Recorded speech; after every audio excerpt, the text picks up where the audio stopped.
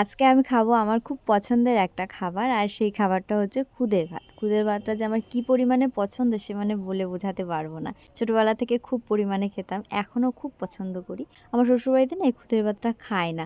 যে ভালো খুদটা হয় সেটা বিক্রি করে আর যেটা একটু খারাপ সেটা গরুকে খাওয়ানো হয়। তো বিয়ের পরে কখনো আর কি সৌভাগ্য হয়নি শ্বশুরবাড়িতে থেকে খাওয়ার। তো যখন ইচ্ছে হয় মাকে বলি আর এখানটাতে এসে সবসময়ের জন্য খাই। তো আজকে এই যে ডালের বড়া বানালো আর তারপরে এই যে খুদের ভাতটা বসানো হয়েছে। গাছের লঙ্কা সেদ্ধ দেওয়া হবে তাই জন্য আমি নিতে এসেছিলাম। আমাদের বাড়িতে প্রচুর লঙ্কা হয়েছে, বোম্বাই লঙ্কাও হয়েছে আর তাছাড়া এমনি লঙ্কাও হয়েছে। তো ওই লঙ্কা সেদ্ধ দিয়েছে, আলু সেদ্ধ, বেগুন সেদ্ধ আর ডালের বড়া এই দিয়েই খাওয়া দাওয়া করবো আমরা। আর শাক ভাজা হলে ভালো লাগে, মানে পাট শাক ভাজা হলে আরও ভালো হতো, কিন্তু এখন তো পাট নেই ওই জন্যই আর কি, যা রয়েছে তাই দিয়েই খাওয়া দাওয়া করবো।